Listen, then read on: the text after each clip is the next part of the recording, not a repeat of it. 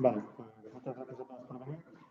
Bienvenidos a este primer acto de las jornadas de educación y anarquismo que ha preparado el Centro de Enseñanza e Intervención Social de la Universidad de Madrid.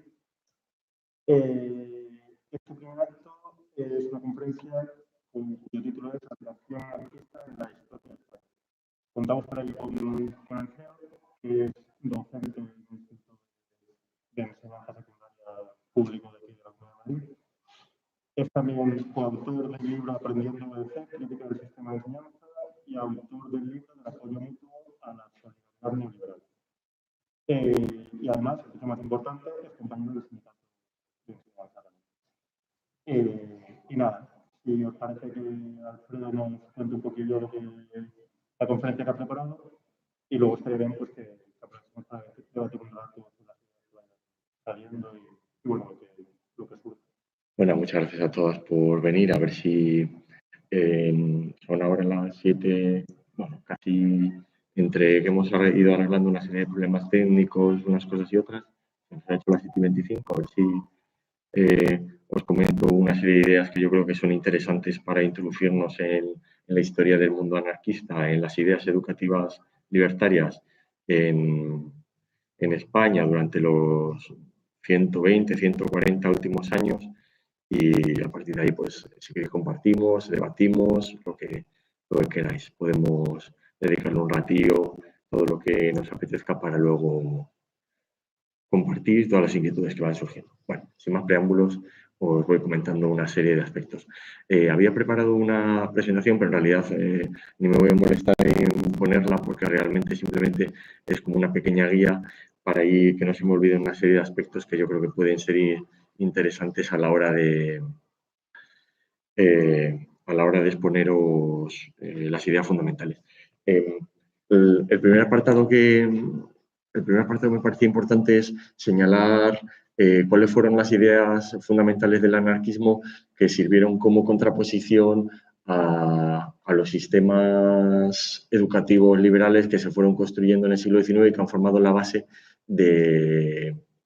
los sistemas educativos que conocemos hoy en día y que sufrimos cotidianamente en casi todos los países occidentales y debido a la expansión imperialista del mundo occidental, pues no solo en Occidente, sino que no hay tanta diferencia, hay diferencias, pero no tantas como se podría prever en otros países que no son occidentales. A ver si soy capaz de poner la presentación.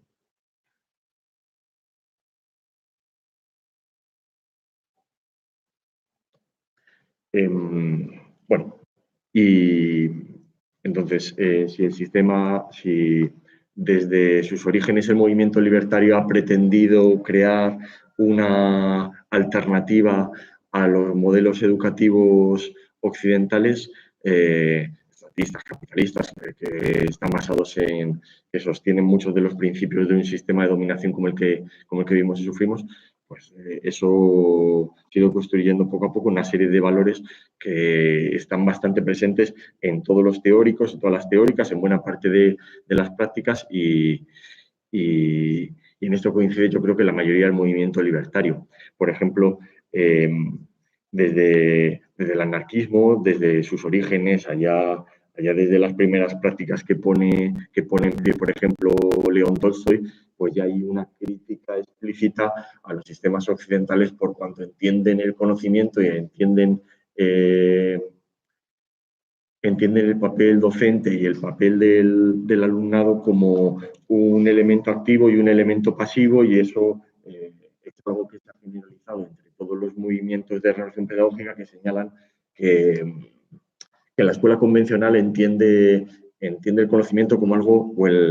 o la enseñanza de manera unidireccional, mientras que en el mundo anarquista siempre se ha pretendido descentralizar la figura docente, y eso ha significado que han pretendido entender que todo espacio de aprendizaje es también un espacio de enseñanza y que muchas veces, aunque tú estés en un centro educativo donde haya diferencia de edad entre la persona que ejerce supuestamente de maestro o maestra y los niños o niñas, pues aún así hay espacio para el aprendizaje mutuo, porque no, el mundo anarquista también es verdad que rechaza la visión de que la escuela solo transmita conocimientos teóricos. Ellos pretenden, el movimiento anarquista, como veremos más adelante, pretende hablar de conocimiento en un sentido mucho más amplio. Igual que critican esa supuesta unidireccionalidad que encierra el papel del alumno o de la alumna, le restringe su papel a un rol absolutamente pasivo. También desde un primer momento critican cómo en la escuela se le da una gran importancia a todos los aspectos que tienen que ver con lo intelectual y cómo se castra todos los demás aspectos de la vida humana. Y entonces ellos, por ejemplo, hablaremos después, aunque sea de forma muy breve, de Paul Robin, que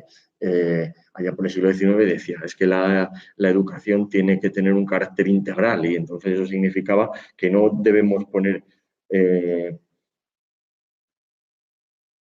en un escalafón más alto todo lo intelectual y teórico y dejar en un segundo plano todo lo práctico, todo lo emocional, todo lo moral. Él decía que debía existir un equilibrio entre todas esas facetas humanas y que una escuela que sea medianamente humanista debe ser capaz de integrar todos esos elementos, porque son los que sirven para conseguir un completo desarrollo de los niños, de las niñas, de cualquier persona en general.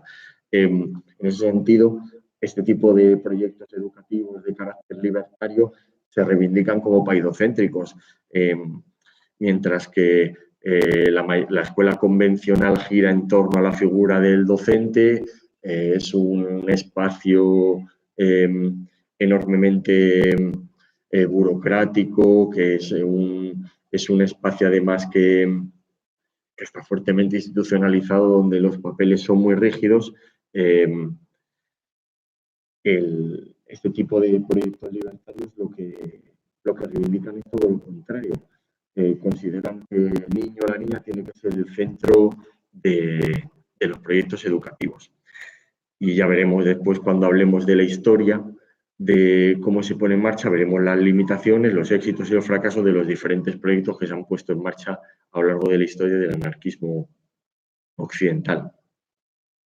Otra crítica que es muy frecuente dentro del mundo anarquista es que dicen que la educación convencional es una educación centrada en las motivaciones extrínsecas. Dicen que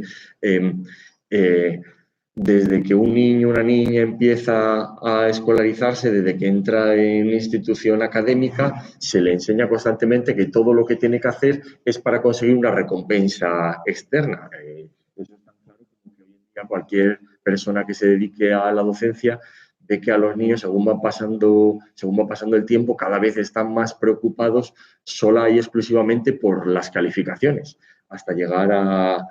extremos en los cuales no solo están más preocupados de las calificaciones que de cualquier otra cosa, sino que hay un momento que es lo único que básicamente les preocupa. Eso en el mundo libertario recibe una crítica feroz por cuanto consideran que eso no es un modo de hacer crecer a las personas, porque dicen que eso en realidad es un modo de educar a los niños y niñas para acostumbrarse al tedio del trabajo asalariado, de un modelo productivo en el que tú rompes el vínculo con lo que haces y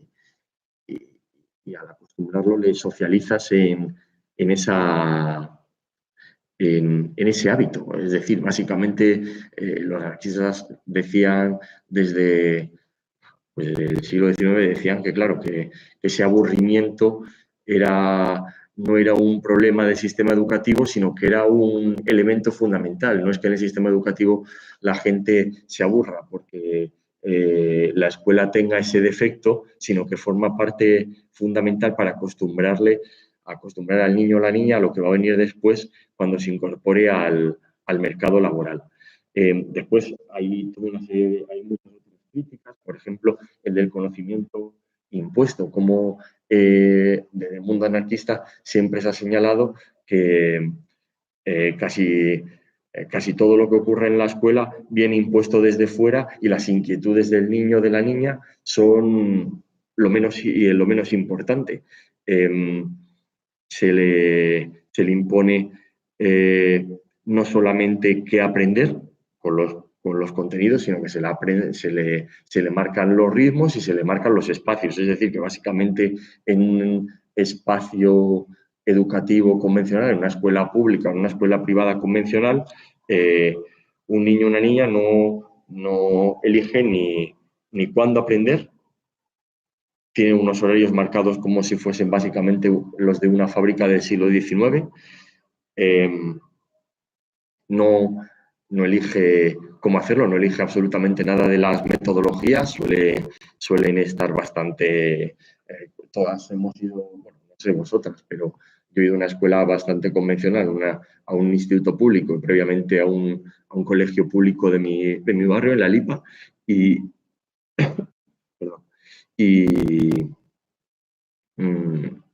allí no había nada que elegir, obviamente, nada como lo que pasa voy a ser generoso, en el 99% de las escuelas de nuestro país. Y, por supuesto, sobre el qué aprender, pues, ¿qué podemos decir? Ya se sabe clarísimamente que no hay nada que elegir. El niño o la niña, desde que entra, aprende a comprender que todas sus inquietudes no son las importantes, que todas las inquietudes, todos los conocimientos, toda la cultura es lo que viene dado desde fuera, desde una autoridad externa, que es la que le dice qué es lo bueno aprender, cuándo aprender, cómo aprenderlo, y de esa manera aprende a interiorizar como es imprescindible otra figura que le dice,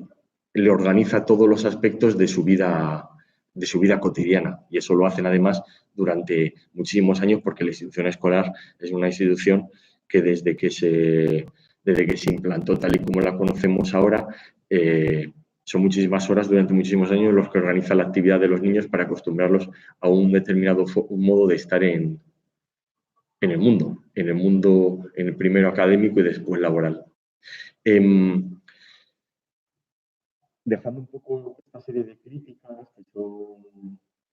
básicas y que en realidad las he dicho un poco a vuela pluma, de tal manera que las he expuesto de forma muy, muy rápida, ya quiero entrar en los antecedentes de lo que se vivió en el mundo libertario educativo español a principios del siglo XX, que es cuando se produce una eclosión en la que nos centraremos más adelante, cuando hablemos de cómo surge la escuela moderna, y esa escuela moderna es la que crea un modelo que va a tener un enorme éxito dentro del movimiento obrero español, generando multitud de escuelas que se denominaron racionalistas en múltiples ciudades y pueblos de España y de fuera, porque el modelo se copió más adelante. Bueno, hay dos nombres que son fundamentales cuando hablemos de las influencias de la pedagogía libertaria, son Rousseau, por supuesto, y Pestalozzi, un pedagogo muy influido por este pensador francés, que entendieron que la educación tradicional era tremendamente opresiva, porque estaba en manos de la Iglesia, tenía unos castigos, además, muy crueles, un castigo físico, era tremendamente memorística, era una educación que ellos consideraban que era lo contrario a lo que podía hacer crecer a cualquier niño o niña, que era básicamente algo que hoy en día cualquier persona razonable debiera entender, y es que una educación basada en el amor es mucho más constructiva que una educación basada en el castigo, basada en la imposición constante de todo lo que tiene que ver con la realización de la vida de un niño. ¿Quiénes son buenas? Si hablamos de estos pensadores, de estos pensadores que van a ser una influencia importante dentro de la pedagogía libertaria, pero si tenemos que hablar de una primera figura que va a ser importante después en la educación anarquista que surge en la España del siglo XX, hay que hablar de Tolstói. Tolstói ya sabemos que es un escritor ruso, enormemente influido por las ideas del anarquismo, aunque en aquella época él aunque a lo mejor en aquella época no podríamos hablar todavía de anarquismo de esa palabra, porque quizás habría gente que lo etiquetaría más, más cercano a lo mejor a ideas socialistas utópicas, pero bueno, da igual, porque más allá de las etiquetas, lo que está claro es que Tolstói entiende que la educación tiene que ser de carácter antiautoritaria. Entonces, funda una institución que se llama Yasnaya Polania y ya ahí se ve el germen de muchos elementos que van a aparecer después en otros proyectos educativos libertarios en el siglo XIX y que después van a tener su continuidad en el siglo XX. Por ejemplo, Yasnaya Polania no tenía horarios, no tenía programa, la libertad del niño, de la niña son vistas como algo sagrado, y después, además, es verdad que después en Tolstói hay una idea que después va a generar un enorme debate dentro del anarquismo en décadas posteriores, y es él tenía una visión naturalista y positiva del desarrollo del niño. Él es de los que se va a alinear sin quererlo, porque él esto obviamente no existía, no se puede él posicionar un debate que todavía no existe en la época, pero bueno, voy a hacer un anacronismo, voy a decir que él forma parte de una corriente por la cual considera que toda traba del adulto hacia el niño, hacia la niña, no solo no va a enriquecer el crecimiento y el desarrollo de ese niño o esa niña, sino que va a ser lo contrario, va a ser una traba al libre desarrollo del niño y, por tanto, va a ser una influencia que hay que intentar eliminar en la medida de lo posible. Por supuesto, al contrario que otros teóricos, otras teóricas del mundo de la educación, pues Tolstói puso en marcha un proyecto y tampoco vamos a decir que todo responde a lo mejor a lo que sería un mundo idílico. Por ahí dirá, bueno, sería un sitio perfecto donde no habría castigos. Bueno, él entendía que la autoridad no es que no existiese, sino que como muchas pensadoras anarquistas actuales, dice que no se trata de que no exista la autoridad, sino que lo que hay que hacer es descentralizarla. En ese sentido, él entiende que la asamblea es un espacio que regula la convivencia, y sí que cuando tú te lees el libro, que además es fácil conseguir la edición porque todavía lo podemos encontrar en muchas librerías, en las que él cuenta la experiencia de Yasnaya Polania, pues el castigo era regulado por el castigo, es decir, la convivencia, por decirlo de una manera más apropiada, era regulada de forma colectiva, no de manera individual por una autoridad centralizada como podría ser él. Esa es una primera experiencia muy interesante, pero no es ni siquiera la más influyente para lo que posteriormente nos vamos a encontrar a principios del siglo XX, porque la experiencia que más... la experiencia que va a tener una mayor influencia va a ser un orfanato en Francia. Ese orfanato estaba cerca de un pueblo que se llama Zempuis, que no sé cómo se dice en francés porque mi francés es nefasto. Este centro educativo, este espacio educativo va a ser regentado por Paul Gauguin, y como pasa muchas veces como pasó en algunas ocasiones en el mundo educativo, al tener muy pocos recursos, al ser un espacio muy poco interesante para las autoridades francesas, porque allí iban los niños o las niñas que no tenían a nadie, eso le permitió a Paul Gauguin ejercer una libertad que le servía para poner en marcha una serie de ideas que él tenía muy maduradas desde hace mucho tiempo, y esas ideas iban en la línea de lo que hemos expuesto anteriormente: la libertad del niño, la descentralización de la figura docente, por cuanto había la necesidad de entender que el conocimiento no era solo del maestro hacia los niños, sino que había que entenderlo de manera mucho más amplia, y él fue, en cierta manera, uno de los que recogió una idea que estaba constantemente en la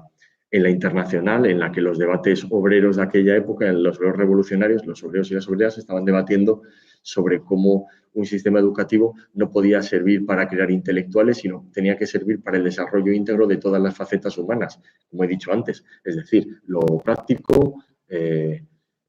entendido también por lo manual, estaba después todo lo que tenía que ver con la cultura más abstracta, que es lo que hoy entendemos por lo teórico, pero también lo moral y lo emocional. Entendían que esas dos facetas del humano eran completamente imprescindibles. En este momento, además, y Robin es un poco posterior a algunos de los debates que van a resultar interesantes que nos aportan los escritos de Bakunin y Kropotkin, porque ya en esa época se está hablando sobre cómo tiene que ser la educación para construir una sociedad mejor. Entonces se habla pues, Bakunin, por ejemplo, dice que la educación libertaria no puede existir por cuanto tiene que producirse primero una revolución social que haga posible que se destruyan las instituciones que educan en la autoridad y una vez destruida se puede crear una educación que realmente permita un desarrollo óptimo de las personas. Sin embargo, Kropotkin, que va a ser probablemente el pensador que más va a influir en el movimiento libertario en principio del siglo XX en España, entendía que en realidad la cultura libertaria en todas sus facetas, bien sea en ámbitos formales como en el ámbito educativo o en los espacios más informales como los ateneos, etcétera, también a través de la cultura escrita que otorgaba la prensa, los periódicos, los libros, etcétera, tenían que servir para la autocapacitación de las personas, es decir, para crecer culturalmente, y que ese crecimiento cultural era también una especie de revolución interior que iba a posibilitar una posible revolución social que a su vez después sirviese para realmente construir una educación que fuese en todo su sentido libertaria. Bueno, esto son cosas más abstractas, pero es verdad que la visión kropotkiana va a ser la que va a predominar después porque, por ejemplo, en España lo que se va a considerar es que la cultura puede ser un instrumento fundamental para conseguir el crecimiento y la concienciación frente a las instituciones que pretendían y obstaculizaban la emancipación del movimiento obrero. Porque, claro, los y las anarquistas españolas entendían que, claro, que la educación durante el siglo XIX, durante el siglo XVIII, etcétera, estaba en manos de la Iglesia. Entonces, que había que construir una alternativa. Además, los y las anarquistas en España se dan cuenta de que lo que se está construyendo en el siglo XIX en el resto de Europa, en los países industriales, no es una alternativa a la Iglesia, porque si la Iglesia era vista por el mundo anarquista como un espacio de oscurantismo, por un espacio de superstición, pues lo que van a hacer los estados modernos es construir un tipo de institución educativa que lo que pretendía era construir un ciudadano moderno. Pero claro, los anarquistas de la España del momento realizan una crítica muy contundente de esto. Dicen, los gobiernos han cuidado siempre de dirigir la educación del pueblo. Pasó el tiempo en que los gobiernos se oponían a la difusión de la instrucción y procuraban restringir la educación de las masas. Esta táctica le era antes posible porque la vida económica de las naciones permitía la ignorancia popular, esa ignorancia que facilitaba la dominación. Pero las circunstancias han cambiado. Los progresos de la ciencia y los multiplicados descubrimientos han revolucionado las condiciones del trabajo y de la producción. Ya no es posible que el pueblo permanezca ignorante. Así reconocido, los gobiernos han querido una organización cada vez más completa de la escuela, porque necesitan individuos, obreros, instrumentos de trabajo más perfeccionados para que fructifiquen las empresas industriales. Están diciendo que los sistemas educativos modernos no pretenden erradicar la ignorancia, no pretenden servir para elevar el nivel cultural, económico y material de las masas europeas del momento, sino lo que dicen es que la educación es una herramienta instrumental para construir ese tipo de individuo que va a necesitar el capitalismo industrial, que ya está sentado en buena parte de Occidente, pero que en España todavía no tiene todavía no está tan asentado, porque ya sabéis que el modelo liberal capitalista llega a España con bastante retraso con respecto al resto de Europa. En este contexto,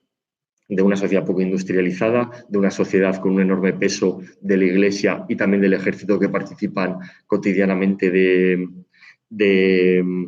la vida política del país, pues España vive con una tasa de analfabetismo que hacia 1903 está cercana al 52% y que encima de ese 52% en el ámbito rural y tener una perspectiva de género entre las mujeres, podemos imaginar que es mucho mayor. Y con ese panorama podemos intuir cómo era la instrucción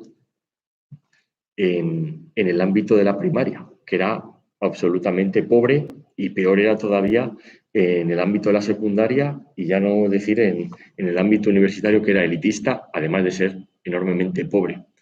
En ese contexto, claro, esa influencia de Kropotkin y de otros muchos pensadores de momento hace pensar que el pueblo no debe esperar a la emancipación, no puede esperar la emancipación de esos sistemas educativos que se están construyendo en Europa, sino que el pueblo debe capacitarse a sí mismo y hay que construir espacios que sirvan para fomentar aquellos valores que se consideran revolucionarios. Porque, claro, una de las críticas fundamentales del movimiento anarquista es que este tipo de sistema educativo convencional hace supuestamente, en teoría, a las personas más cultas, pero el sistema, las escuelas y los proyectos montados por los y las anarquistas, por lo que pretenden es construir personas más conscientes, personas más solidarias, personas más empáticas, personas con unos valores completamente diferentes que no son los mismos objetivos que los de las escuelas convencionales. Por eso muchas veces en las escuelas convencionales, cuando a lo mejor hablas con profesores o profesoras que se identifican con valores burgueses, dicen, bueno, es que esas escuelas alternativas que alguna gente defiende, ahí la gente no sabe, es que no sabe ni... No sabe, tú le preguntas sobre el imperialismo, sobre los sistemas bismarckianos y no tienen ni idea, no saben ni quién es Bismarck. Bueno, no sé si en las escuelas convencionales no se aprende casi nada sobre ese tipo de cosas, pero aunque se aprendiera, ni siquiera esa cultura te hace necesariamente mejor persona. No sabemos que Hitler o buena parte de los nazis alemanes eran una élite cultural de la Alemania del momento y no dejaban de ser personas absolutamente abominables. Los anarquistas, aún así, hacen una crítica, por un lado, sociológica, vamos a decirlo así, una crítica social de cómo es una institución que no hace, que lo que pretende es convertir a los trabajadores y las trabajadoras en herramientas más eficaces al servicio del capital, sino que, además, muchos de sus escritos critican la penuria, la pobreza pedagógica de ese tipo de instituciones. Dice, se han introducido numerosas modificaciones a los antiguos métodos, pero no le importan los métodos si el principio esencial permanece invariable: la aniquilación de los deseos, de las necesidades y de las voluntades del niño bajo el despotismo del maestro. Porque os podéis imaginar, si hoy en día las escuelas convencionales son enormemente pobres, pues a principios del siglo XX tampoco es verdad que haya cambiado tanto, pero en aquella época los castigos eran mucho más crueles y el nivel de los maestros era tremendo. Hay un momento clave en la España del momento y también un momento clave para la historia del movimiento anarquista y en concreto para la pedagogía libertaria. Resulta que un pensador, un activista, un militante, no sé cómo lo queremos llamar, o Ferrer Guardia, resulta que se mueve por el entorno libertario a finales del siglo XIX, principios del siglo XX, barcelonés, también tiene un enorme contacto con los círculos librepensadores de la Barcelona del momento. Tiene en mente crear una institución, un tipo de escuela que sirva como alternativa a la escuela, a esa escuela enormemente pobre que podía encontrar cualquier persona en la Barcelona del momento. Y hay un montón de biografías que le critican porque algunas de esas biografías dicen que embaucó a una millonaria para que le dejara una cantidad enorme de dinero que le sirvió para montar un proyecto que marcó un antes y un después dentro de la pedagogía libertaria, dentro de la educación anarquista en en ese momento. Es la escuela moderna. Monta una pequeña escuela en una zona bastante céntrica de Barcelona y buena parte de esa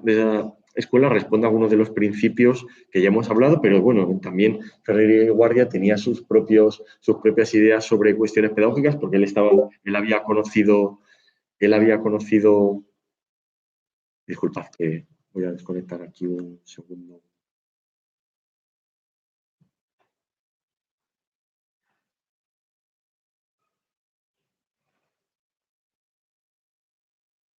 Disculpad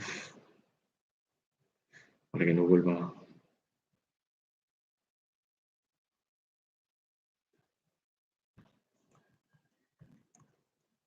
Él había conocido la escuela de la que os he hablado antes de Paul Robin, el orfanato de Zempuis, y había quedado francamente impresionado por ese método. Y a partir de ahí, como él ya conocía buena parte de los métodos más avanzados de la pedagogía del momento, eso él lo mezcla con buena parte de sus principios de carácter anarquista y construye esa escuela moderna que reniega de los exámenes, reniega de los castigos, que apuesta por una enseñanza integral, que habla constantemente de un aprendizaje activo, que hoy en día nos suena un poco viejo lo de la escuela racionalista porque decimos, bueno, eso no vale la ciencia, tal, quizás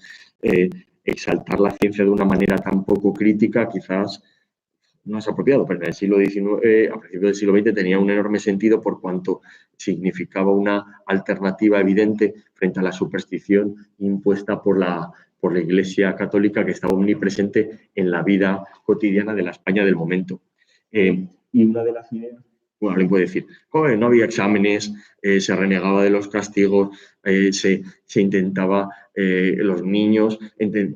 Ferrer y Guardia y casi toda la gente que formó parte del proyecto entendían que la educación, obviamente, es estúpido querer encerrarla entre paredes, que algo que implica aprendizaje tiene que ver con todos los ámbitos de la vida y ellos buscaban, hacían conferencias, salían fuera y salían constantemente al campo, algo que hoy en día, bueno, se trata de hacer de una manera bastante poco, casi de una manera más estética y decorativa que otra cosa, pero bueno, ya se ha introducido bastante más en el ámbito educativo, pero en aquella época era muy poco frecuente y aquello era enormemente innovador en este momento del que estamos hablando. Pero de todas las cosas que causaron cierto estupor en aquella época, lo que más impresionó fue lo que se llama la coeducación de sexo, simplemente que los niños y las niñas estuvieran juntos en la escuela, porque algo que no he dicho, pero que la gente que ha estudiado algo de pedagogía sabe es que en esa época era completamente impensable que se juntasen niños y niñas en la misma escuela. Es verdad que a veces no sé si justamente en este momento, pero cuando lees periódicos de a lo mejor de los años 20, de los años 30, ves que en las escuelas rurales, como no queda más remedio, porque a lo mejor solo hay 13, 18, 26 alumnos, se juntan los niños y las niñas porque no queda otro remedio. Pero es verdad que esto a principios del siglo XX, estamos hablando de 1902, resulta algo que escandaliza a la burguesía conservadora de la Barcelona del momento y constantemente se ataca a la escuela moderna como una institución amoral, una institución, bueno, amoral no, inmoral, una institución que fomentaba la promiscuidad que, bueno, la ponía en verde. Pero el caso es que tuvo un enorme éxito. En un principio, mucha gente consideró que era un espacio envidiable, porque es verdad que ya en la España de este momento había crecido un movimiento obrero contestatario y revolucionario que la verdad es que tenía una fuerte visión anticlerical. Entonces se sabía había un fuerte rechazo hacia la Iglesia y muchos espacios, muchas personas que se consideraban librepensadoras abrazaron esta idea de Ferrer como un enorme éxito, como una propuesta francamente interesante. Entonces fueron surgiendo que si la Escuela Moderna de Valencia, que si la bueno, fueron surgiendo un montón de escuelas modernas a lo largo de, en muchos sitios, en otros muchos sitios de España, aunque es verdad que la eclosión de este modelo pedagógico, que después fue denominado de escuelas racionalistas, es cuando Ferrer y Guardia es fusilado, porque no sé si conocéis un poco la historia del movimiento anarquista, pero hay un... para aquellas personas que no sepan mucho sobre este tema, bueno, hay un tema de reclutamiento de quintos para la guerra que hay, en la guerra colonial en la que están implicadas las élites de la burguesía española. Están implicados, claro, están implicados por una cuestión económica, pero la gente que iba a la guerra era la gente pobre, porque la gente que tenía un cierto estatus social podía librarse realizando una paga, no recuerdo cuánto, pero obviamente algo inalcanzable para la clase obrera, de la España del momento. Bueno, se recluta un montón de gente para la guerra de Marruecos, eso se sabe que es una carnicería, y ¿qué pasa? Que eso acaba provocando una explosión popular y, bueno, se queman conventos, es lo que se ha venido a llamar la Semana Trágica, que es lo que los historiadores lo han denominado así, los historiadores casi todos del ámbito burgués, porque en realidad la prensa obrera del momento no le puso ese nombre, le llamó, si no recuerdo mal, la Gloriosa, no me acuerdo, creo que el Levantamiento Glorioso, no me acuerdo, lo he anotado para que no se me olvidara, pero ahora no recuerdo con exactitud. Bueno, Ferrer y Guardia es acusado de ser el instigador, que si él es el principal responsable de ese levantamiento, y bueno, acaba encarcelado, cierran la escuela, tal, pero bueno, en realidad he sido impreciso, porque eso es el primer problema represivo que sufre la escuela moderna, pero el siguiente y decisivo tiene que ver, ya no sé si lo he mezclado bien, tiene que ver con Mateo Morral y el atentado contra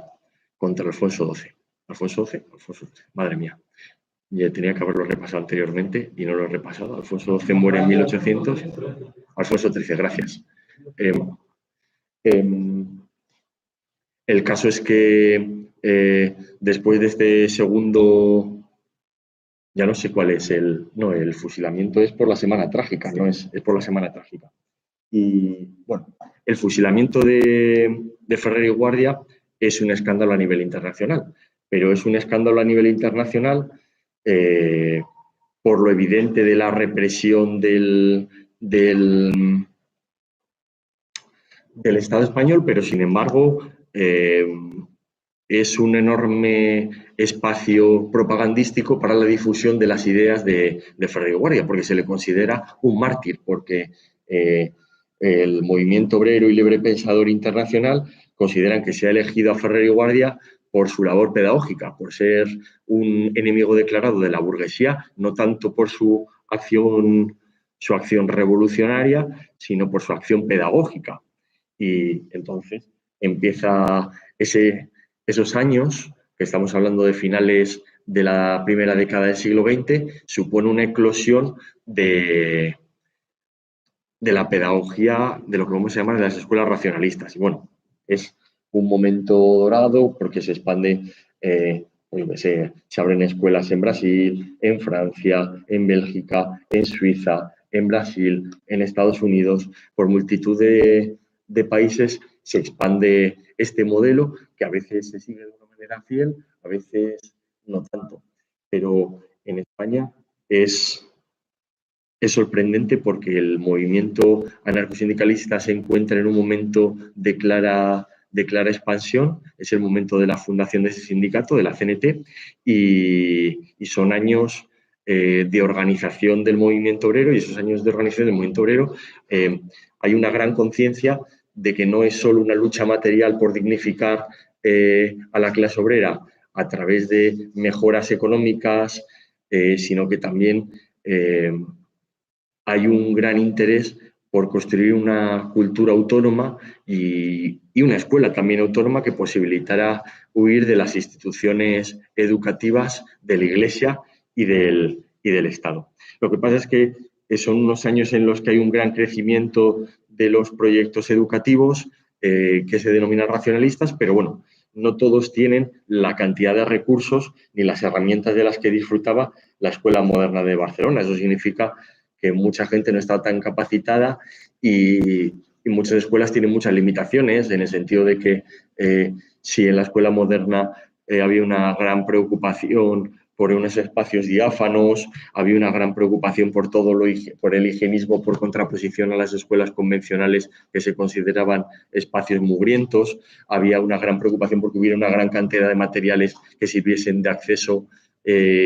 para la mejora del día a día del proceso de enseñanza-aprendizaje con los niños y las niñas. Todo eso está muy presente en la Escuela Moderna de Barcelona. Después, ¿qué pasa? Que si un ateneo, por ejemplo, en una pequeña ciudad de la costa levantina montaba una escuela, pues no tenía muchos recursos económicos y entonces al final suelen ser escuelas pequeñas con muchos menos recursos económicos, con maestros o maestras que van y vienen, con cierres constantes por la represión, porque había huelgas, había procesos también en su momento de fuerte lucha revolucionaria, entonces muchas veces los ateneos o los sindicatos son cerrados por orden gubernativa y eso hace que la vida sea difícil y entonces muchos de los elementos que estaban muy presentes en Ferrer y Guardia, en la Escuela Moderna, después no siempre se siguen de una manera tan fiel, pese a que hay que reconocer que en esos años se da una gran nómina de pensadores, pensadoras en el ámbito educativo libertario que son verdaderamente envidiables, porque está que sí Ricardo Mella, que sí Eleuterio Quintanilla, que sí está Antonia Maimón, que sí está José Sánchez Rosa, son muchos pensadores, muchos maestros, muchas maestras que realmente tienen un nivel extraordinario y que son completamente ninguneados por las instituciones académicas actuales en las cuales no se suele dedicar ni un minuto a hablar de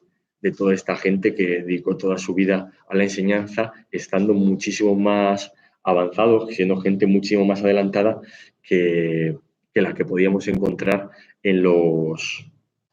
centros educativos convencionales. Ahí es un momento es verdad que es un momento de eclosión de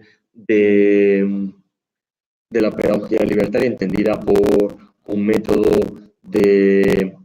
como una alternativa al sistema educativo convencional, pero no es que el movimiento obrero o el movimiento libertario de la época tuviese una idea fija y rígida de la educación, porque es un momento de debate, es un momento en el que surge una crítica muy fuerte dentro del movimiento libertario español, porque se dice que las escuelas ferrerianas, que las escuelas que siguen el modelo de Ferrer, las escuelas que se denominaban racionalistas, se hacían cosas parecidas a las que hacían en las escuelas convencionales, porque según el máximo representante de esta corriente, que es Ricardo Mella, que aboga por una escuela neutral, dice que si en las escuelas convencionales los niños, por ejemplo, en la escuela de la iglesia, en las escuelas religiosas aprendían el catecismo y aprendían todo lo que tenía que ver con las supersticiones inculcadas por la Iglesia del momento, pues que en las escuelas de carácter libertario, en las escuelas racionalistas, había un exceso de carga doctrinaria, que ellos básicamente lo que quería decir de forma sencilla es que igual que en la escuela religiosa o en la escuela del Estado hay valores de burgueses o valores eclesiásticos, pues que en la escuela anarquista no podía ser que se adoctrinara a los niños. Claro, por supuesto, los defensores de las escuelas racionalistas dicen que eso no es así, por supuesto, pero bueno, es un debate fuerte y también es verdad que es un debate interesante, que es un debate fuerte, pero que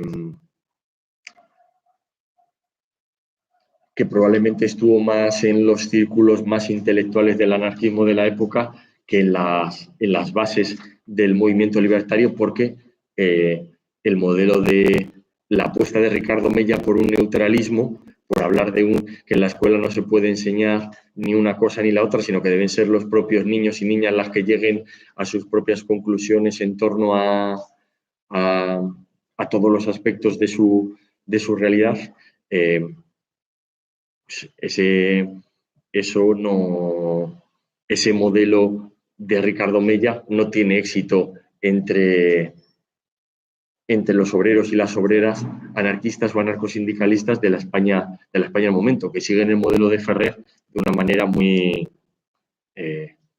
clara. Es el modelo que más les influye.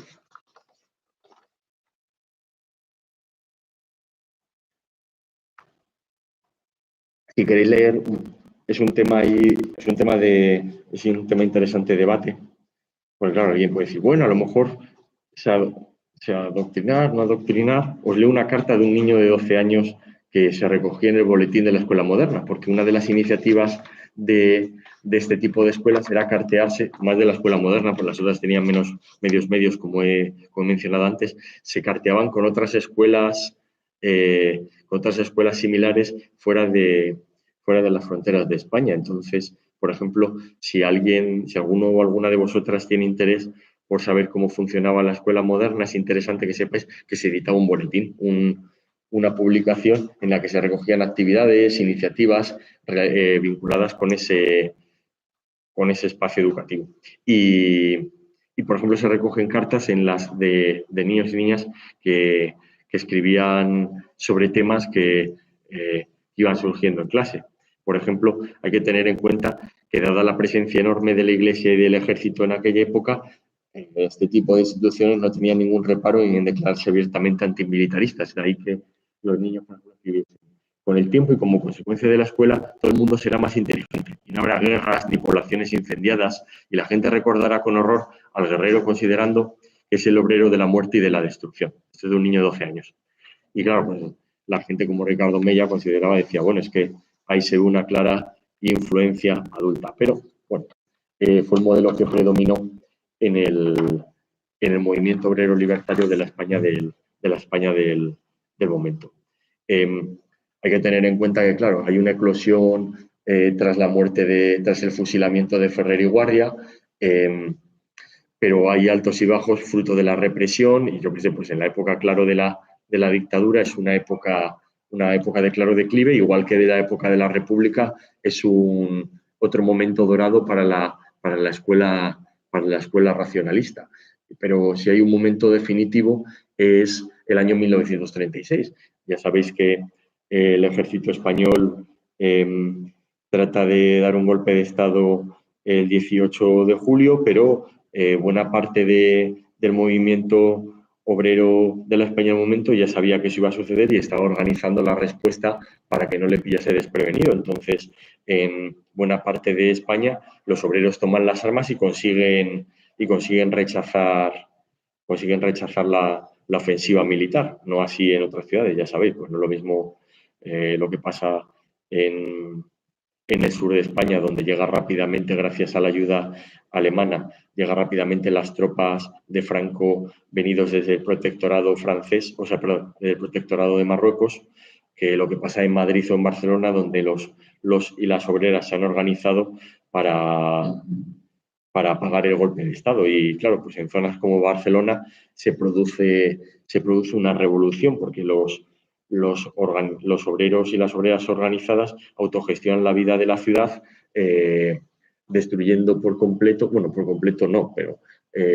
dejando en un lado, de una forma casi marginal, el poder del gobierno para organizar la vida de la ciudad durante bastante tiempo.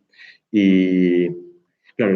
es un momento clave porque en Barcelona, en toda la provincia de Barcelona y en Cataluña, hay multitud de escuelas racionalistas. Y hay algunos personajes dentro que tienen una gran influencia en la CNT, como el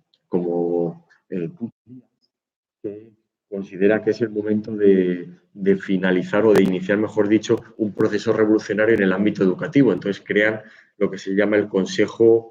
de Escuelas Unificado, el CENU. ¿Y qué trata de hacer? Pues buena parte de las enseñanzas que considera fundamentales, que todo lo que había conocido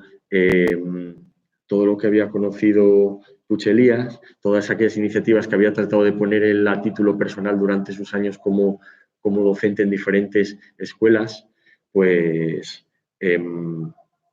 trata de introducirlas en el ámbito, vamos a decirlo, institucional, aunque fuera un ámbito, esto es espinoso porque en este momento el movimiento libertario catalán tenía tal fuerza que realmente había había conseguido dejar, como se estaba diciendo antes, el poder gubernamental estaba completamente sometido a la voluntad de los diferentes órganos en los que estaba organizado el movimiento anarquista y anarcosindicalista de la época. Entonces, la Generalitat de Cataluña, en el ámbito educativo, pone en marcha este proyecto, pero genera unas tensiones, porque como pasó en algunos aspectos en este proceso revolucionario, había toda una parte del movimiento anarquista que consideraba que había que continuar con la línea de las propuestas y del programa anarquista que era fundamental en su ideario. Y, por ejemplo, eso en el ámbito educativo significó que muchos maestros y maestras que habían hecho escuelas racionalistas durante los años previos no quisieron integrarse en el CENU, que el CENU era pues un programa en el cual todas las escuelas públicas se trató de dotar de medios, recursos, de formación para construir una pedagogía que Puig Elias reivindicaba como libertaria, pero que debido a que no había personal ni tampoco los medios eran perfectos, pues se quedó mucho más atrás, mucho más limitado que los propios espacios educativos libertarios que se habían venido construyendo en los años previos. Es una tensión y es un debate bastante interesante. Cada cierto tiempo dentro del mundo educativo anarquista surgen algunos debates y este sobre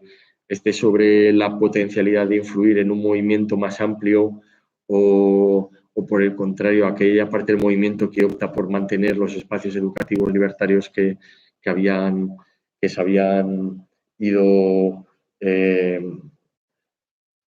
construyendo los años antes, pues bueno, eso es un choque, una tensión que está ahí, que es interesante, pero no, si queréis a lo mejor y que nos podemos luego centrar en esto, aunque yo creo que es más que los hechos históricos, es más interesante hablar de todo esto, cuáles son los valores y cuáles son los principios más interesantes que ha aportado hoy en día todos estos movimientos y todas estas ideas vinculadas a la educación anarquista. Por supuesto, ya sabemos que 1939 marca el fin de ese tipo de proyectos. La victoria del bando franquista aniquila por completo y trata de reducir a cero toda esta herencia que probablemente era la más avanzada de la pedagogía en la Europa del momento. Y lo consigue.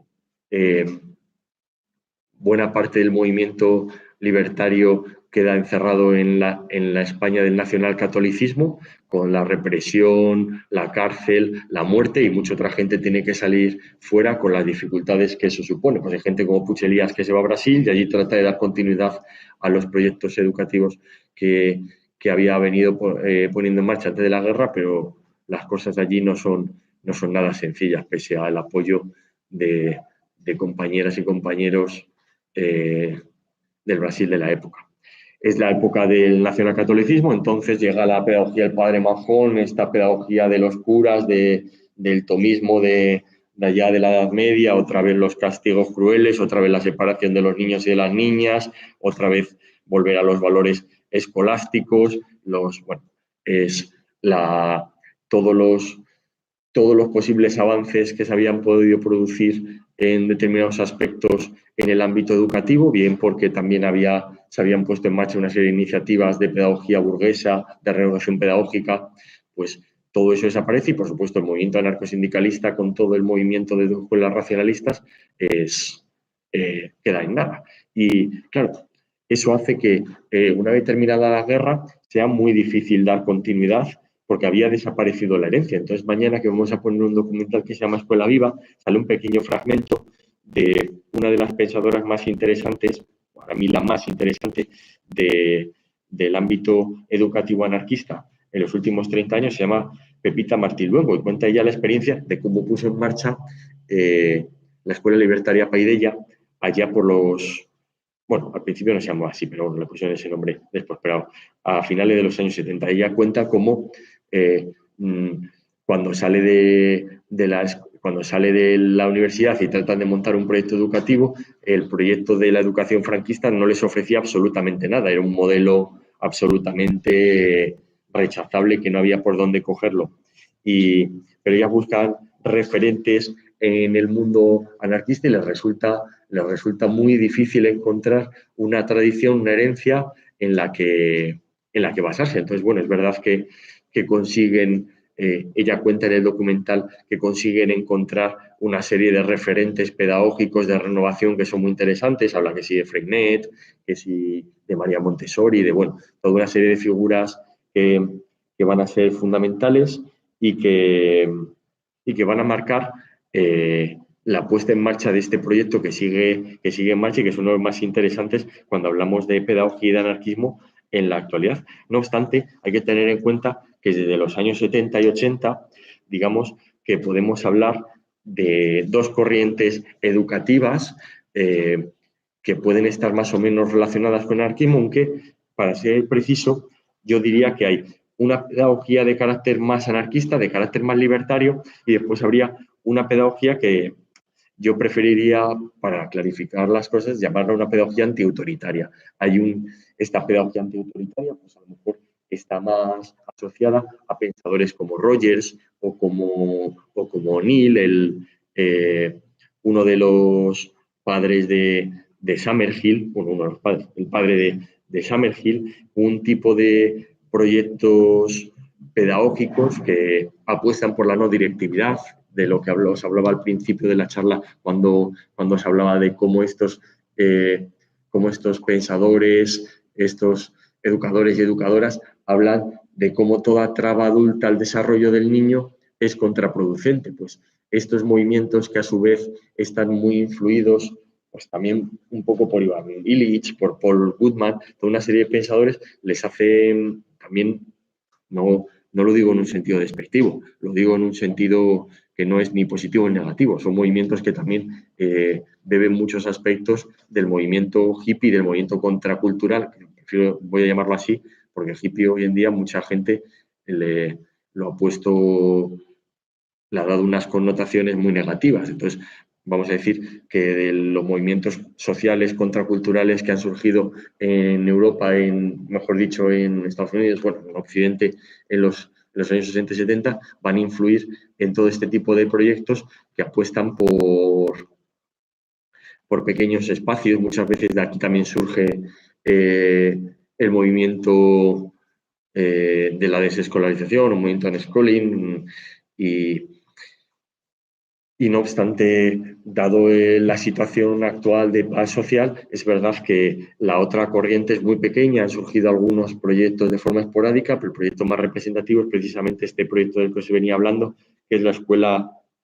Libertaria Paideia, que en un primer momento tiene una visión menos concienciadora de la educación. Pepita Martí Luengo, en alguno de sus libros, nos habla sobre cómo en un primer momento ellas consideran que lo que hay que hacer es un tipo de escuela que huya de todos los elementos que son frecuentes en la educación tradicional. Entonces, que trataban de evitar todos esos males por los cuales la figura del maestro lo representa todo dentro de la escuela, todo ese aburrimiento, ese tedio, esa pasividad, ese famoso currículum oculto del que tantas veces se ha hablado. Y no obstante, después va contando en los escritos que se va produciendo una evolución, van viendo que hay un problema, y es que ella se da cuenta o llega a la conclusión junto con la gente que colabora en la escuela que, claro, cuando nosotros somos niños o niñas, estamos adquiriendo unos hábitos de socialización. Estamos adquiriendo unos hábitos de socialización. Somos socializados, para decirlo de una manera exacta, ¿no? Como he dicho antes, la sociedad tiene unas herramientas de socialización, y esas herramientas de socialización,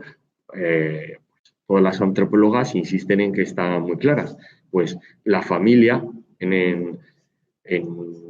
este caso en la sociedad occidental en la que vivimos, pues las familias tienen una estructura nuclear, y esa familia es una fuente de socialización importante, pero también es la escuela que organiza nuestra experiencia durante un montón de años, porque en España, por ejemplo, la educación es obligatoria desde los 6 hasta los 16 años. ¿Qué significa eso? Que tienes que ir obligatoriamente a la escuela durante 5 días, cada uno de esos días 6 horas, y la escuela organiza toda tu actividad durante todo ese tiempo, construyendo pues una forma de ser en ti, es decir, la escuela es una influencia importante por tanto es una herramienta de socialización importante en el mundo en el que vivimos, igual que lo es los medios de comunicación. Los medios de comunicación, además, en los últimos años, en las últimas décadas, hay un choque entre los medios de comunicación y la escuela, porque son dos formas de socialización diferentes, y la escuela siente,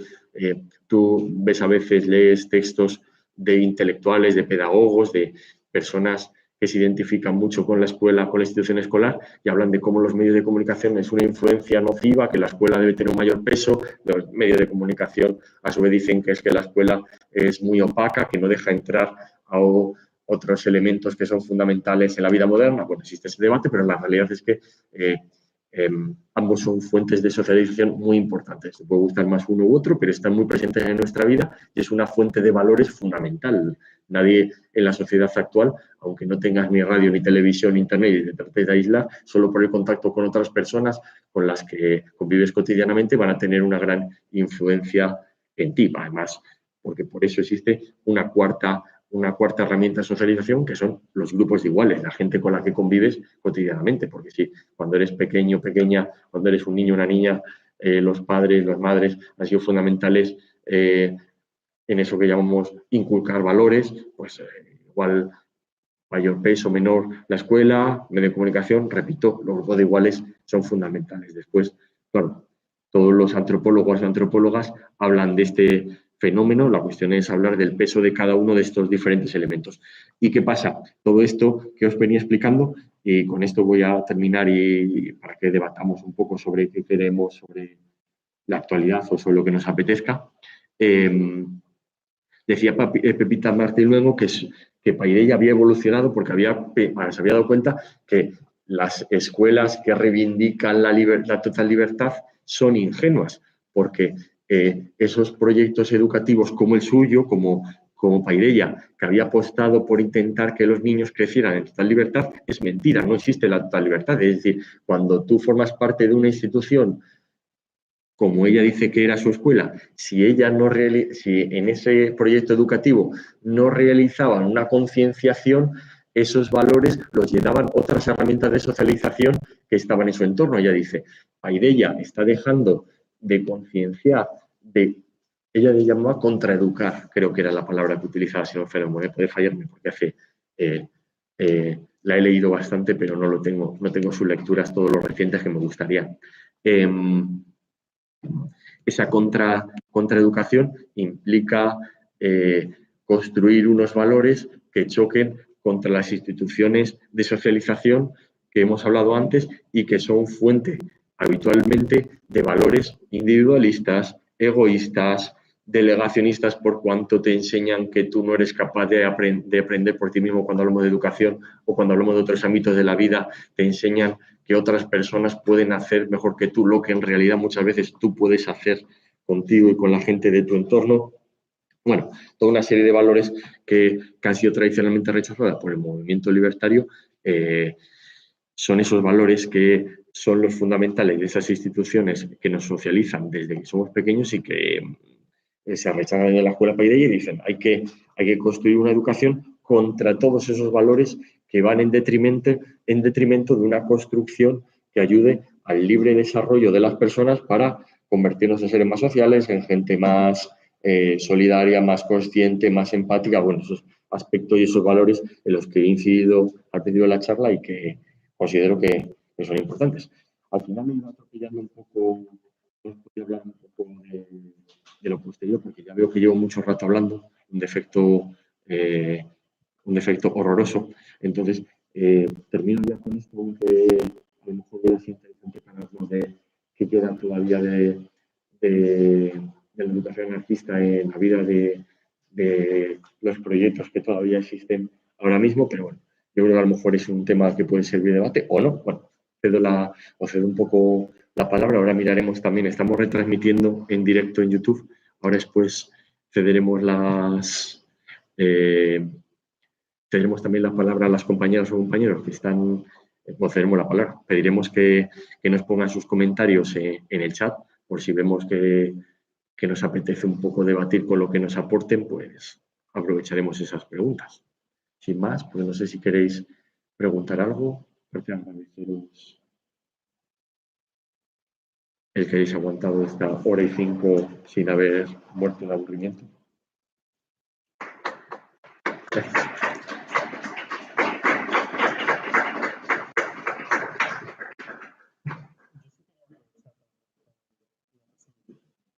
Bueno, para saber qué opinión lo para mencionar. Quería preguntarte, creo que no sé si está diciendo que la clave artista aquí, o hay algunas cosas que han podido mencionar históricamente la propuesta de la artista, que a lo mejor en la actualidad podemos ver que pues, se da en la escuela convencional. Es decir, yo conozco algunas cosas, no todas, se dan en la misma medida, pero incluso en escuelas convencionales donde se dice que hacen asambleas o cosas del estilo. En la mayoría de los casos, en los que yo conozco, es como una forma de hacer que se hacen las cosas que realmente tienen una implicación directa. Por ejemplo, esas no son como las que cuenta o las que has contado tú de hasta moderna, donde realmente no es necesaria, sino que hacen las cosas que es una forma, una herramienta que realmente tiene una implicación pues, sobre los materiales que van a estudiar o la forma que van a hacer herramientas de estudio, etc. Entonces, la pregunta es lo que quiero saber ¿es algo positivo esa influencia que llegue a la escuela nacional? ¿O como a lo mejor es una forma de la base académica profundizar es algo que realmente no aporta nada y no necesita? No, es que en la escuela convencional rara vez hay la posibilidad de encontrar espacios que tengan un potencial transformador. Yo me acuerdo que la mejor definición es la que dio un compañero, se ha comentado Cristian, que milito aquí en la CNTIT de Madrid, en concreto en el Sindicato de Enseñanza, y hace unos años sacamos un boletín. Yo me acuerdo de un compañero, no me acuerdo quién era, yo creo que era Toño, un compañero que quería escribir un artículo que hablaba sobre su experiencia con el aprendizaje cooperativo o sobre una experiencia, no era sobre aprendizaje cooperativo, era sobre una experiencia cooperativa que estaban desarrollando en su clase a partir de un curso que estaban dando. Y entonces él decía, madre mía, esto es el colmo del despropósito, porque hacían grupos de 4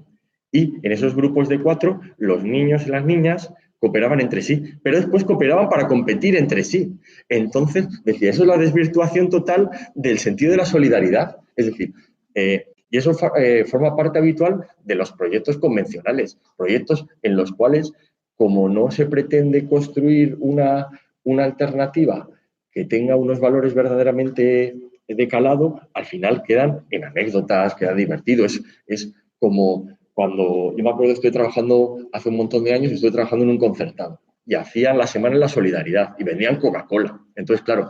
todo es eso, es el vaciamiento permanente del discurso. El sitio era, venga, pues el dinero que sabemos con la Coca-Cola, que ya sabemos toda la represión de América Latina de buena parte de las corporaciones estadounidenses, pues vamos a sacarlo, vamos a utilizarlo para fomentar la solidaridad. Entonces, es constante, es algo que se hace habitualmente en multitud de ámbitos educativos. Todo se habla de muchas cosas, pero al vaciarlas de contenido pierden su pierden su potencial para convertirse en un adorno, en pura estética, de tal manera que no es absoluto positivo, es nada, no tiene ninguna utilidad más allá de la cosmética, no aporta absolutamente nada para la mejora yo creo que de nada. No, esa es mi experiencia. Yo lo veo de esa manera. Hay que ver además que esto se está viendo, esto es un problema que cada vez es mayor porque hace un tiempo estaba leyendo en internet un artículo de Dani Pérez, una compañera que escribe mucho sobre educación, sobre pedagogías alternativas, también sobre pedagogía libertaria, y hablaba de todas estas escuelas alternativas que han surgido en los últimos años, que son escuelas alternativas que han cogido y han incorporado un montón de elementos de la educación libertaria o de las pedagogías alternativas, etcétera, las han vaciado de contenido para construir personas, además, que son más eficientes en la reproducción de este capitalismo que nos hablan ahora, que es el capitalismo tecnológico, que es el capitalismo cognitivo, todo eso es perfecto en este mundo donde se habla de no, hay que tener espacios flexibles, no, todo de cristal, no, que los niños no tengan horarios. Bueno, pero eso, si no tiene un trasfondo detrás, no es positivo para mejorar el mundo, sino que simplemente, utilizado de la manera que lo utilizan muchas escuelas alternativas, que son muy capitalistas, lo que hacen es lo contrario, lo que hacen es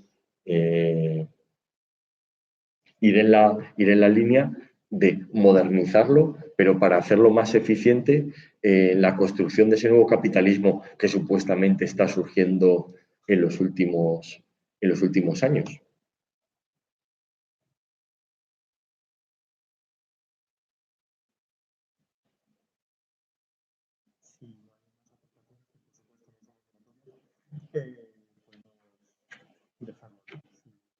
No sé si quería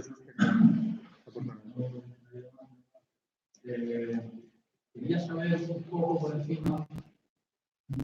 qué valoración haces de la evolución de la enseñanza, concretamente la enseñanza pública, en las últimas décadas. Hay nada, ¿no? No, bueno, hay mucha gente que opina sobre eso, Jesús, porque hay... Pero bueno, sí, una perspectiva libertaria, yo creo...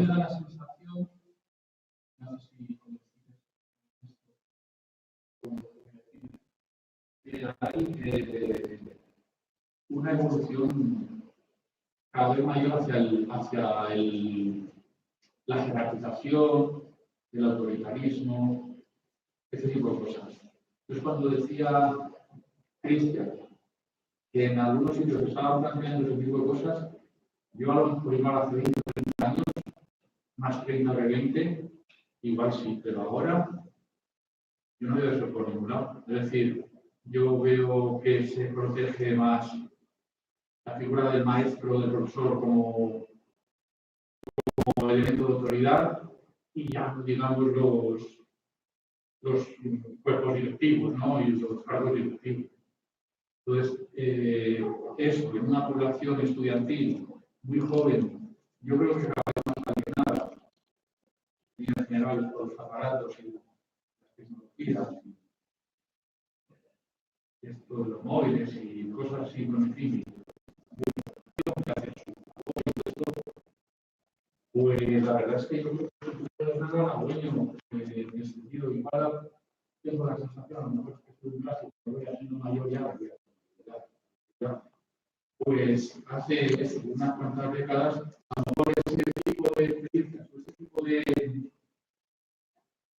planteamientos eran más, tanto más, dentro siempre de una minoría, pero dentro del estudiantado eran más, tengo esa sensación.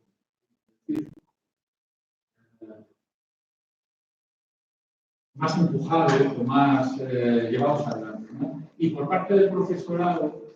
yo creo que había una condescendencia mayor a la hora de poder hacer ese tipo de cosas, pero ahora yo creo que no. O sea, ahora es hacer el grupo de estudiantes que se plantea hacen una asamblea en un instituto, o por caso, pues es que tienen, en principio le hacen pasar por un procedimiento administrativo. Y si no, pues no, ¿por qué no? Tengo esa. Bueno, me gustaría saber tu opinión. No, yo lo que es que también al final acabas teniendo una experiencia profesional y esa es la que marca, depende un poco de lo que uno viva en su contexto laboral, pues eso marca mucho su experiencia. Yo lo que voy leyendo y lo que voy viviendo coincide en muchos aspectos, es decir, ha habido en los años después de la transición, transacción o el posfranquismo, como lo queramos llamar, todo ese primer momento es un momento de eclosión y de enorme riqueza en los movimientos pedagógicos en el país. Entonces es un momento extraordinario de mucha gente escribiendo y haciendo cosas muy ricas, muy interesantes. Y claro, cuando gana el PSOE allá por los años 80, a principios de los 80, 81, 82, no me acuerdo. 82, gracias. Cuando en 82 gana el PSOE, comienza la institucionalización de los movimientos sociales, esa riqueza, esa enorme variedad de propuestas se van institucionalizando y van perdiendo esa vitalidad y, claro, empieza a perder buena parte de sus virtudes y los años 90 todavía es un periodo de mayor empobrecimiento y los años 2000 así vamos llegando y encima, claro, es esa institucionalización de los movimientos populares, de los movimientos también de renovación pedagógica, también según se va produciendo ese declive, cada vez va incrementándose más el peso en la sociedad española de los valores neoliberales. Y entonces, esos valores neoliberales, pues cada vez están más presentes en la educación convencional. Entonces, ese proceso que has descrito, Jesús, ese proceso de profesionalización, de jerarquización, tiene que ver con la influencia del neoliberalismo en el ámbito político español, porque pese a lo que promulgan los neoliberales, lo que hacen constantemente es la burocratización y la introducción de elementos intermediarios y dejar en manos de profesionales múltiples aspectos de la vida cotidiana. Y eso implica que pasamos de una escuela en los años 80 que consiguió con muchas luchas obreras, consiguieron, pues yo qué sé, pues cosas como la existencia de un claustro, que era el que decidía muchos aspectos relacionados con la vida de los institutos y las escuelas, pues todo eso va poco a poco desapareciendo y van ocurriendo cosas como que ahora en los institutos quien manda son los directores y las directoras. En los claustros cada vez tienen un menor peso y pese a esa estructura que tenían tradicionalmente que se parecía bastante a las propuestas consejistas porque eran como consejos entre comillas, porque estaban muy limitados y porque detrás había un contexto legislativo que es el que organizaba la mayor parte de todo lo que había en los centros educativos. Pero bueno, existía esa posibilidad. Pero Jesús, lo que ocurre es que se han producido las dos cosas, la que dices tú y la que dice Cristian, porque en los últimos 10 o 12 años, 15, no sabría decirte a partir de qué momento, también ha habido una eclosión de pequeñas escuelitas, de espacios alternativos que se han reivindicado y que antes tenían un peso menor. De tal manera que hay las dos cosas. Hay un montón de escuelas convencionales, de institutos convencionales, de centros de todo tipo, que cada vez acentúan más esa jerarquización. Pues yo que sé, en los años 80 hubiera sido imposible que llegase una señora como Esperanza Aguirre en la Comunidad de Madrid y hubiese dicho: vamos a nombrar a los profesores y profesoras autoridad, como los policías. Pues en los años 80 hubiera sido imposible. Y sin embargo, cuando dijo eso Esperanza Aguirre en los años 2000, pues la gente aplaudía con las orejas en los institutos. La gente le parecía estupendo, pese a que era algo puramente cosmético, porque sabemos que la violencia es estructural. La violencia que hay en los colegios tiene que ver con una violencia cultural de una educación impuesta a los niños que tiene que ver con el modo de organización de la enseñanza, dicho de una manera muy simplificadora. esto tiene mucha más tela, pero que está analizado en un libro que os recomiendo, que se llama Aprendiendo a obedecer, crítica del sistema educativo, que casualmente he escrito yo. Y hablando en serio. Y después ahí ya me he perdido. Claro, he lanzado esta cuña publicitaria y ya no estoy en lo que estoy.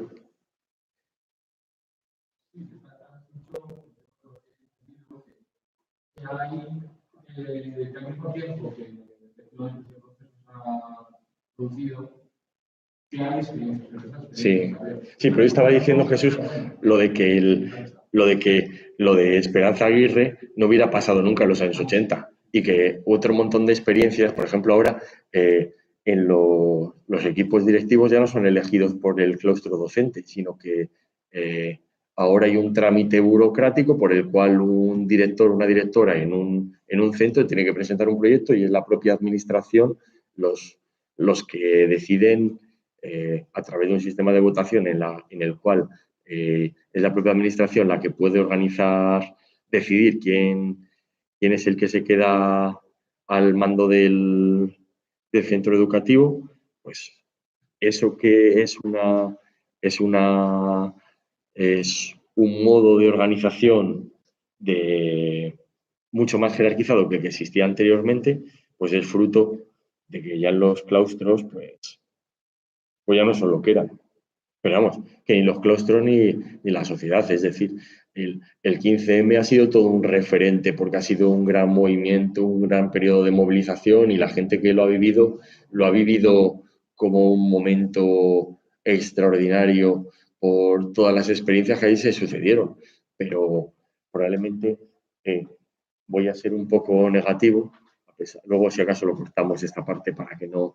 ser tan cenizo. Pero da la sensación que los movimientos sociales, desde la finalización del franquismo, desde esa época que he denominado posfranquismo, va así. Es decir, hay momentos de explosión, pues yo qué sé, los movimientos contra la guerra de Irak, los movimientos del 07, que eran muy institucionales, pero bueno, la gente salía a la calle, después el movimiento de la vivienda, después el 15M, pero todos esos movimientos son muy interesantes porque han sido movimientos en que ha sacado mucha gente a la calle, pero eran como cada vez un cierto declive general. Porque si vemos todos los movimientos que había a finales de los 70 y los 80, el movimiento antimilitarista, el movimiento, yo qué sé, es que tú lees ahí lo que había en los movimientos contraculturales del país, los sindicatos, madre mía, era otra cosa. Lo que se escribía en aquella época, lo que escribimos ahora, y hay muchas veces que escribes cosas y dices, madre mía, esto asusta a la gente. Y dices, pues madre mía, pues si lees lo que decía la gente en los 70, entonces, pero bueno, no sé si Jesús te parece bien lo que he dicho, si estás de acuerdo, si no, pero da igual. Como estoy aquí en el atril. Pero vamos, en general sí. Yo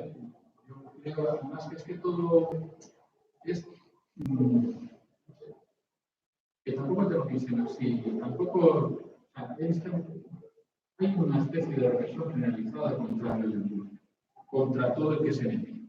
¿no? Y los centros educativos, pues, es un sitio más, ¿no? Y además muy importante porque es ahí donde se crean las funciones. Entonces, pues, esta represión, pues antes era más burda, más evidente, y ahora pues es más democrática, comillas, bueno, ponérselas, o cada cual como considere. Todo tiene que pasar por unos cauces determinados, por unos procedimientos determinados, incluso procedimientos, como acaba de decir, ¿no? Alguna institución de estas claustro, podría ser la asamblea que rigiera, no decir que rigiera los destinos, pero bueno, por lo menos los destinos de los profesores en el instituto, pues ha quedado, ahora la verdad es que le van quitando cada vez más peso y funciones. Luego está el tema, por ejemplo, del consejo escolar, ¿no? Los consejos escolares que en principio también se planteaban o venían a ser como un avance democrático en el devenir de los centros educativos, pues en realidad no son más que, muchísimas veces no son más que por la transmisión de la dirección de turno y colocamiento de gente no ya para ganar dinero, porque ahí se pide a poco, supongo, no lo sé,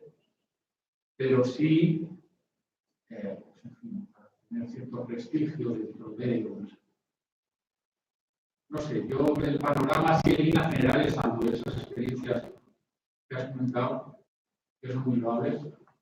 yo lo veo bastante. Pero ir allí a un instituto o un colegio o bueno, la universidad ahora mismo, pues también. Y plantear una serie de cosas es jugártela, porque a fin de cuentas también, o sea, con tantos entornos, estos procesos serán más ampliamente seguidos dentro de que eran unas minorías que eran procesos ampliarios y cosas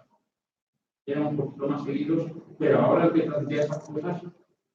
pues, hombre, no lo voy a poner muy difícil,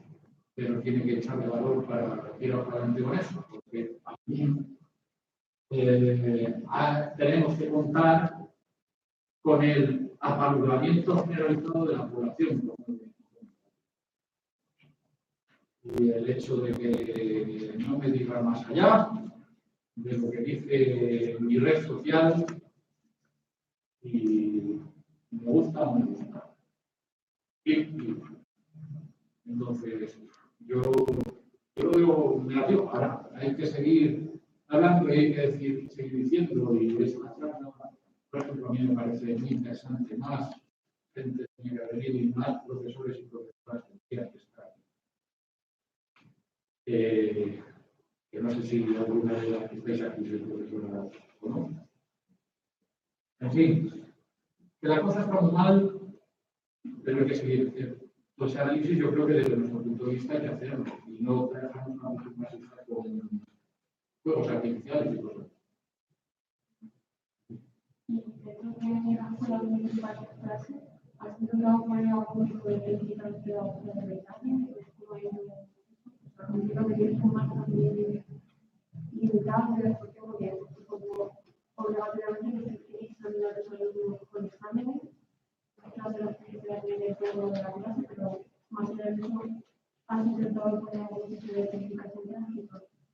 Los exámenes son obligatorios, ¿eh? Es decir, si tú tienes el poder de selección de llegar al instituto y lo que pasa es que el problema es que nos dejamos, la mayoría del profesorado, pues nos dejamos arrastrar muchas veces por determinadas dinámicas que tienen que ver con la comunidad también. Es un examen es muy incómodo, igual que una clase magistral es muy cómoda. Entonces, hay unas relaciones de poder dentro de los centros educativos por los cuales cuando empiezas a entrar allí, puedes a lo mejor querer hacer cosas diferentes, pero la gente fácilmente se acaba acomodando a circunstancias que le hacen la vida más sencilla. Una clase magistral es un señor que ha llegado como yo hoy, que se ha preparado o no se ha preparado, que tiene unos apuntes amarillentos, como hemos sufrido muchas veces en clase, llegas allí y hablas durante mucho rato. Pero todo esto era para decirte, si tú mañana llegas a un instituto y eres capaz de tener la capacidad para convencer a tus compañeros y compañeros de que se puede examinar o sea, que puedes poner una nota con trabajos, pues es legal. La cuestión es que tienes que poner de acuerdo al departamento.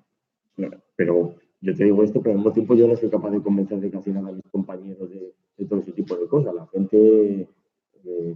está generalmente anclada a cosas bastante tradicionales, aún así. O bueno, siempre hay que tener en cuenta que cuando se habla de pedagogía libertaria hay toda una serie de prácticas, pues, por ejemplo, en una escuela, dice, pero bueno, quitas los exámenes, pero al final clasificas a los alumnos, a las alumnas, porque tú coges y en realidad las notas es para decir, tú eres el fracasado y tú eres el triunfador.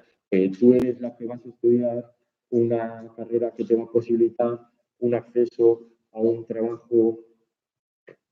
razonable y tú eres la persona a la que estoy frustrando todos los días para que te acostumbres a ser un fracasado o fracasada y no te parezca raro que te merezcas estar trabajando en el día, 9 horas al día, colocando cartones de leche, lo cual es una tarea muy poco grata y enormemente frustrante. Tú clasificas a la persona, puedes hacerlo de una manera más blanda, no más blanda, pero pese a esa crítica radical de esa costumbre, hay que decir que en una escuela tú puedes hacer cosas de un extremo a otro. Es decir, hay gente que es muy autoritaria, hay gente que hace cosas muy rancias y entre medias, pues y después hay gente que hace cosas interesantes, bastante interesantes. Y uno se mueve, yo intento ir hacia ese lado. Lo que pasa es que depende del tipo de chicos o chicas que te encuentres, depende de los claustros. Hay gente que te facilita y te dice, pues mira, eso que haces es interesante, y otra gente te mira mal, como diciendo, estás trastornado. Y haces pequeñas cosillas. Yo, según va pasando, no es que cada vez lo haga mejor, yo al revés, voy oscilando, depende de las circunstancias que me he ido encontrando a lo largo de mi vida. Entonces, estos institutos que he hecho cosas que me han parecido que estaban chulas, puntualmente. Ha habido veces que yo digo, madre mía, esto que estoy haciendo últimamente me aburre hasta a mí. Y no obstante, siempre me consuelo haciendo algo que es muy cómodo para mí, y es como suelo tener una buena relación con el alumnado, porque también yo, no sé si me verán aquí algún día mis alumnos, puede que sí, o no, yo qué sé. Eh,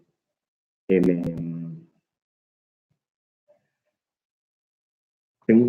una cierta posición cómoda porque es que como la mayoría de la gente que trabaja en el mundo educativo no le interesa casi nada el mundo educativo, hay mucha gente que no tiene ningún tipo de vocación docente, en general no sé cuál ha sido vuestra experiencia como estudiante. La mía es que yo me he aburrido muchísimo, yo soy un estudiante muy malo, yo odio bastante la escuela, la veo antes mucho más pese a que sea profesor. Siempre me ha parecido una cosa odiosa. Y yo repetía muchísimo en el instituto, era un estudiante nefasto. Y yo considero que en general esa posición acomodaticia del profesor hace que si tú haces cualquier cosilla en un instituto o en un colegio, hay un montón de chicos y chicas que te quieren con una facilidad enorme. Con que simplemente muchas veces seas un poco comprensivo, entiendas que ni siquiera hay una necesidad de confrontación, sino que en realidad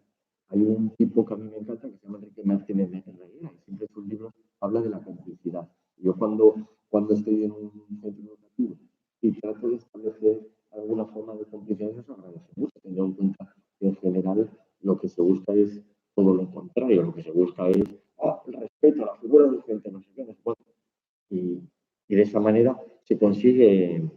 muchas veces yo digo, madre mía, muchas veces para lo que yo creo que se podría hacer, que yo no soy capaz de hacer por formación, por tiempo, por no sé qué, no sé cuántos, no hago tanto y ahora sí me la veo sin algo. Pero yo no soy un gran modelo a imitar porque una cosa que es complicada es que en general no es un... Dicen los expertos o las expertas que lo habitual es que la gente tendamos a ser profesores muy parecidos a los que hemos sufrido. Esto lo resumen en tú educas como has sido educado. Y es romper ese círculo vicioso es difícil. Por eso yo muchas veces leo un montón de libros sobre pedagogía y después llego a clase y me salen unas clases que digo, vaya mierda, que has hecho, Alfredo. Creía que íbamos a estar todos y íbamos a hacer una cosa que iba a ser súper chula y aquí por poco acabamos saliendo por la ventana. Y esas pequeñas frustraciones son las que me acompañan en el día a día y a veces hago cosas que son un poco chulas y muchas veces la vida no da mucho de sí y hacemos cosas un poco más cutres y así voy tirando. Si vosotras estáis estudiando pedagogía, estáis estudiando o queréis estudiar o queréis trabajar en el ámbito de la educación, yo creo que hay que ser más crítico de lo que yo soy conmigo mismo, que me he acomodado en el cariño mutuo que nos tenemos los chavales, las chavalas y yo. No es todo. Ya, bueno, podría ser más, Jesús. También cada cual, las circunstancias. No sé si queréis comentar algo más. como comentéis mucho, como habéis otra pregunta, me pido otra media hora.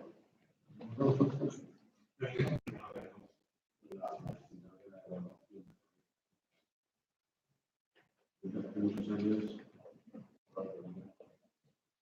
y bueno, intentando quitarle hierro a la evaluación y a la exigencia pues eso, de trabajo, ¿no?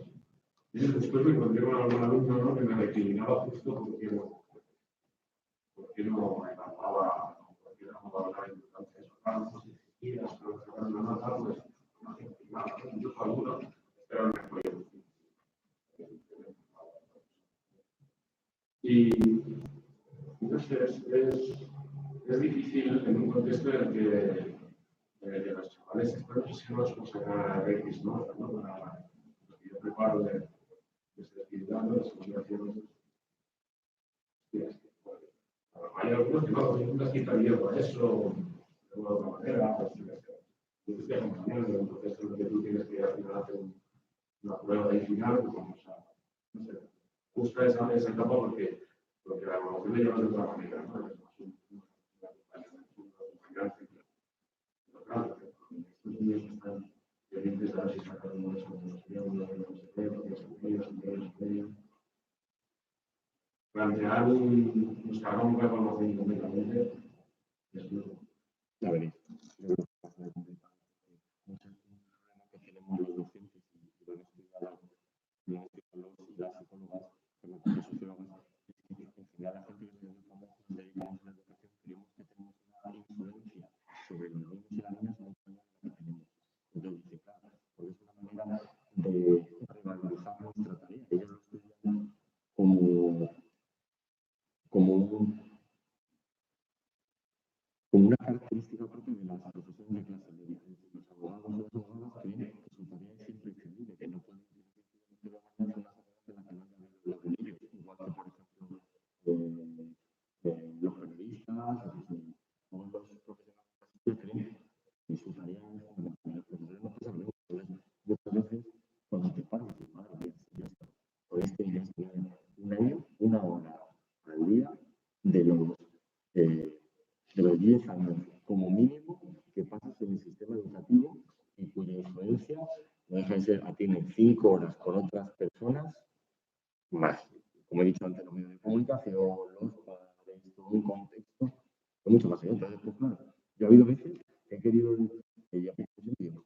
¿por qué no hacemos algo diferente? Y si entro eso, en el examen,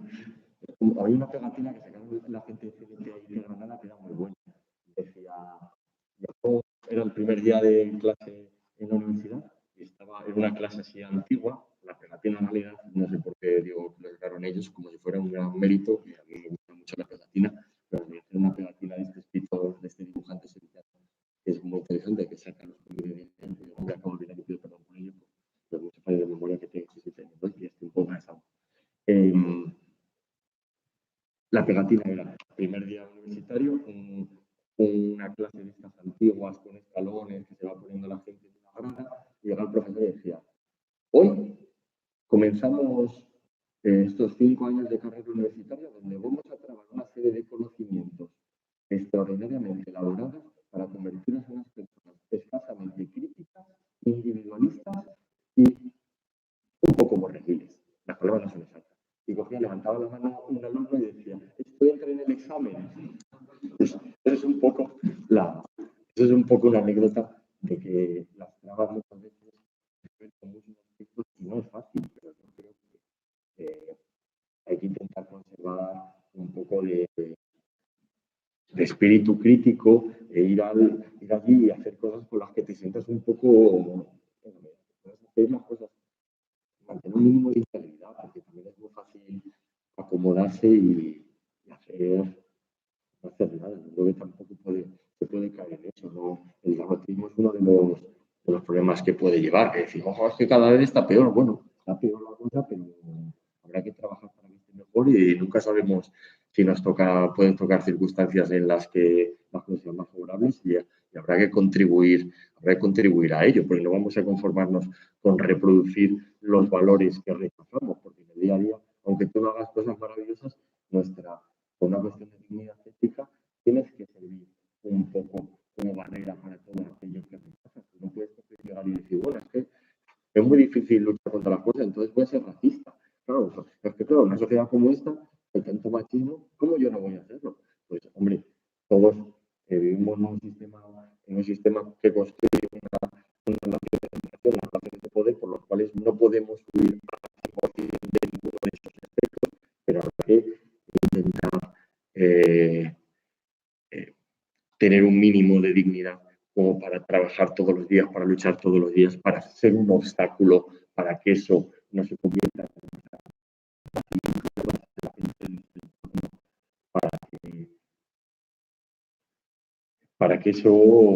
para intentar cambiarlo en la medida de lo posible. Yo creo que es algo que es imprescindible para poder dormir medianamente a gusto. Y después, a lo mejor, pues yo qué sé, no es fácil, pero no creo que haya otra solución. Hay un compañero levanta la mano. El asunto, por ejemplo, la que dices que es muy significativa también, pero es que este chaval, aparte de la hora que tú estás con el diario, que a lo mejor no era todos los días, pues tiene otras 5 o 6 horas en las que le están diciendo lo que le entra y lo que no le entra en el examen. Y las clases son a base de pues, clases magistrales, en el que la profesora es la figura de autoridad y un chaval que a los 15 años, pues, que está empezando a ver cosas, ¿no? Pues es difícil romper. Eso no deja de ser una propaganda más del propio sistema que habitúa a sernos el pasivo de todos los lugares en los que estés y las escuelas no.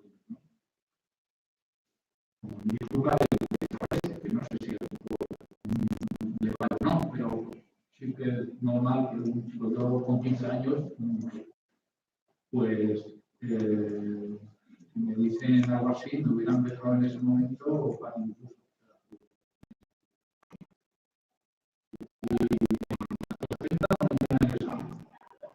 Y ya está, no más, ¿no? Es decir, no, pero eso decía que la labor de personas que se dedican a la enseñanza y que están ahí en primera línea de fuego y que piensan de otra manera, participativa y que efectivamente desarrolla capacidad crítica de los chavales y chavalas, pues tiene que ser muy dura y es muy encomiable. Y fracasos, pues fracasos, dices que bueno, hay veces que te ha salido las cosas por una mierda, pues fracasos tenemos todos en la vida. Quieres hacer las cosas de una manera, con toda la mejor intención del mundo y al final se te viene el trabajo. ¿Qué le vas a hacer? La cosa es levantarse y seguir mientras se pueda. No puedo decir más. No es poco. No sé si alguien tiene temas para cambiar las 5 minutos de las 9. Sí, yo creo que además despedimos aquí a la gente que nos ha seguido amablemente de YouTube, aunque yo creo que ya no escucharán, porque hemos intentado poner el micro ambiente, pero hemos fracasado. Hemos ido a poner la webcam para tener algo más de calidad y también hemos fracasado. Estamos retransmitiendo con la cámara y el sonido del ordenador y creo que se ve razonablemente bien, pero vamos, tampoco la calidad está. Dar las gracias a aquellas personas que nos han seguido por internet y también daros las gracias a vosotros y a vosotros por haber venido hoy y recordaros el programa de las jornadas. Hoy, en esta primera charla sobre historia de pedagogía libertaria, historia de educación y anarquismo en España. Mañana el documental de Escuela Viva, que a mí me parece un buen documental y que además no es fácilmente accesible. De hecho, yo muchas veces lo he buscado en internet para ponerlo en película, no sé qué, y no ha sido posible porque a veces buscas fragmentos y no es sencillo. Os recomiendo que vengáis y no podéis, pues nada. Para la semana que viene tenemos 2 nuevos actos. Viene un compañero un taller sobre matemáticas para dar una perspectiva diferente. Sabemos que los institutos los profesores y las profesoras de matemáticas son los grandes guardianes del conocimiento. Intentan todos los días trabajar para mejorar la vida a los alumnos, sobre todo a los que hemos sido grandes fracasados como yo. Y aparte de Fernando, va a venir también Héctor para hablarnos de la educación alternativa. Ahí, como hemos dicho, si la escuela convencional a lo mejor en los últimos años ha retrocedido muchos aspectos porque la influencia cada vez de la muy intervención pedagógica cada vez es menor, pero es verdad que en los últimos años ha habido una eclosión y ahora si te vas a Las Rozas, si te vas a Pozuelo, pues encuentras escuelas Montessori, encuentras un montón de